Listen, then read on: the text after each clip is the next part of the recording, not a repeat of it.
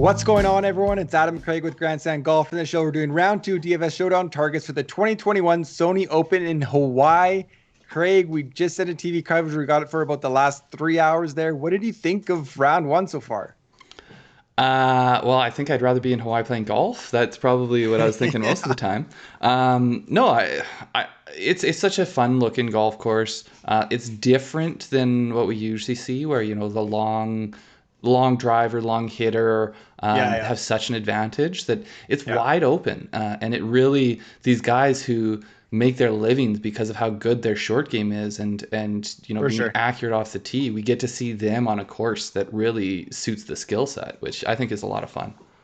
And a wide variety of scores. So if we hop over to the leaderboard here, we got Malnati kind of set the pace super early with that 8 under. Kokrak and Niemann in the afternoon caught him. Six others at -6, but the scoring average isn't actually that low. Only 1.68 under par. Significantly better in the PM, but yeah, I mean, it was notably better in the BM.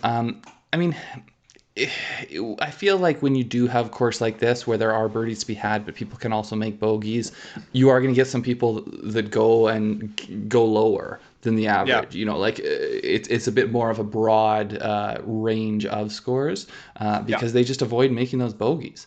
I think it'll be an interesting cut sweat tomorrow. I think you got to have 4 under in your mind, maybe 5 under. We'll see what happens, but I feel like there's going to be a good clump of people right there. Yeah, I'm going to have I've got some decent ownership at the even par level, so I'm definitely going to be keeping a close eye on a lot of guys as the day gets late tomorrow. They got to make moves. Yeah. One thing I heard as players are coming off, greens are firming up, fairways are firming up, so maybe it kind of plays a little bit faster as the weekend goes along. I mean, that's typically what we'd expect. I don't know. We'll flip over to the weather here, but it's going to be fairly calm. I don't know if there's any moisture. It looks like there's maybe some tomorrow night potentially. But that's the one thing that could keep the course soft as we go into the weekend. Yeah, really nothing to note. I think from the weather, it's just going to be a pretty easy day unless it gets really firm. But I think we should have plenty of birdies, some eagle opportunities. Slightly worse in the afternoon, wind-wise. But it's not going to impact my showdown at all, like whatsoever. So see, it did impact mine. But not because of the numbers we see there in the forecast, just because. So they're predicting that it's going to get worse as the day goes on. If that accelerates, or if it gets worse faster, I just would rather, we hit the better wave out there in the afternoon today. I like it when you can try to get guys to then they go to sleep, they wake up, they go out there and they play again. See, interesting. I kind of went the way where the guys that played well in the morning in the tougher conditions today, I like them to go tomorrow in softer conditions. Well, they're both good theories. We'll see what pans out. We'll see what works out. Let's jump over to my picks, though. Our first pick. Emiliano Grillo is my first pick. I'm going super cheap for you guys here. Everyone's in the 7,000s. Grillo is my first pick. DraftKings 7,800 for round 2. He went 66 today. 4 under, 4 birdies, no bogeys, rest pars, strokes gained approach. So it's a little bit of a opposite day here for Grillo. He was pretty poor strokes gained approach. He was -0.1, which is 82nd in the field, but he gained quite a few strokes on the greens. Positive plus point, almost 1.4, 33rd on the field. But if you look at his entire stats for the 2021-2020 season, he's 14th on the PGA Tour at almost +1 strokes gained approach. So he's a very, very, very good strokes gained approach player. I think if he has a feel for these greens and we can continue this putting momentum, he can absolutely go on fire in round 2. He also didn't birdie either of the par 5s or eagle. He was 2 pars on the par 5. So I think he left scoring chances out there. And if he gets his irons back to somewhat norm and is able to have a good putting day, I think he can go really low. Yeah, we were talking on our live show on Wednesday about I didn't have any Grillo in my tourney longs. Some FOMO. And I had some FOMO, and I actually forgot to go in there and put him in, which is too bad because I'm liking where he's at through round 1. I like the Grillo play. I was actually gonna bring him up, but I saw you had already used him here, so I would second that one. I don't think I got any more to add there. My first pick here, I'm going a little bit more expensive, all the way almost to the top of the leaderboard, to the top of the leaderboard, all the way almost to the top of the salary board. Joaquin Niemann comes in 9,700 on DraftKings. I just think this guy is in complete command of his game right now. He is zeroed in right now. Yeah. -8 in round one, an eagle, 7 birdies, and a bogey. He's lapping the field in strokes gained off the tee with 2.89. The next closest I want to say is about 2.2 or something, and then it falls off dramatically. Like, it's not a course where it's easy to gain a lot of strokes off the tee, so he really just has to be, absolutely playing perfectly to be gaining that much. But that's not out of the ordinary for him. Look back at his strokes gained last 27 rounds, including today. He's gained strokes in 25 of them. So he's always going to be gaining off the tee, and he's showing that he's doing that even in a course where it's difficult to do so. I caught the interview of him, his post-round interview, and they were asking him about his game and what it felt like he was doing well, why he was having success, both last week and this week. And he said basically, my iron's good, my putting's good, my driver's good. Like, basically everything's good, and it's easy playing that way. And like, that's exactly backed up in the stats. He's gaining he gained today over a stroke in each aspect of the game. So that's amazing. Yeah. Really is amazing. His ownership is going to get high. I'm okay with that. I'm going to roll with him. It's just a matter of trying to pair him up with the other people you think are going to play well. Yeah, he's locked in right now. That positive around the green might have helped that chip in on 18, or I don't know if it was 18 or 9, wherever he finished. I think it was 18. But yeah, he stands over every shot watching him today, and he looks completely confident. Like, he's just zeroed in. He's locked in. And the other thing, just real quick, he's got another round with Sergio tomorrow, and I think he's comfortable playing with him. He played with him in was it the final round or the second last round last week? Final round. And played with him today. So I think it's a comfortable group for him. I think he's going to go out there and he's going to shoot a good score. Yeah, for sure. Okay, my second pick, Keegan Bradley, DraftKings 7,100. So this is a little bit riskier one, and it's okay if you can't get there, but I'm going to roll the dice. I'm going to go with Keegan Bradley for round 2. He was 70 today, even par, 3 birdies, 3 bogeys. I mean, kind of classic Keegan in round 1. Strokes gained tee to green. He was positive over 2, which is 23rd in the field, and he lost 3.724 strokes on the green. He was 140th in the field. I mean, it is kind of full Keegan. Like, he's missing these putts that, are like Matsuyama, Sergio, Leishman last week. And Keegan seems to be the worst of it. But if he can have just an average day on the greens, he can absolutely have a great day. So looking back, he loves YLA. He loves the Sony Open. He's never shot over par in his last 13 rounds here. So even at his worst, when he's losing almost 4 strokes on the greens, he's still even par. So if he just can be somewhat average, I think he can. He's going to have to chase that cut line a little bit. He's going to be out in the afternoon. If I'm going to roll a dice on Keegan for a round, I'm going to do it this round. Yeah, I think, I don't know, I guess when he plays, whether we'll get him on the broadcast, I think you're really just looking forward to seeing him hunch over those putts and hunch over those iron shots. I think you're just really excited to watch Keegan Bradley play golf. I am. Oh, yeah. Yeah, I honestly, I don't know if I'm going to get there myself. There's a lot of guys down in the 7s I like, and so I think if you want someone who is a volatile play that ownership is going to be low on, he's definitely someone to look at. Yeah. My next one here, Sebastian Munoz, 8,200 on DraftKings.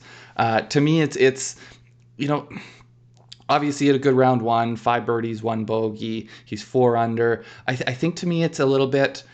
I think his form is better than it feels like because he had that ugly round to open last week. So if you ignore that, his last 4 rounds, he's 22 under. He came back and he was 7 under, 6 under, 5 under his last round. His last 3 rounds last week. But if you're just looking at his finish, it doesn't look that great because he had such an ugly round compared to everyone else in the field in his first round. So I think his game's in a really good place. You look at what he's done at Wailea. This is only his third time here. He had a top 10 and then he missed a cut. With not horrible play, but it's such an aggressive cut. I think usually that you really have to go low. But he's been 68 or better in 5 of 7 rounds here. So I think he's got a decent enough feel at least for the course. He's in pretty good form. And then the other thing I like, it's not like there's just one thing he's doing well. He's not going out there and gaining 2 strokes putting and pretty mediocre aside from that. He's playing well. He's hitting the ball well. Yes, he's losing a very, very slight amount off the tee. I don't really care a whole lot because his ball striking combined, he's gaining over a stroke there. So his short game's in a good place. It looks like his ball striking's in a good place. I just think it's solid. And I think with him, you always have that probability of him popping off a really good round, which it gives you upside and I think a decent floor. Yeah, and I think he's just kind of a little bit slept on right now, kind of as you're saying, because of that first round last week. But at 4 under, he doesn't pop on the leaderboard.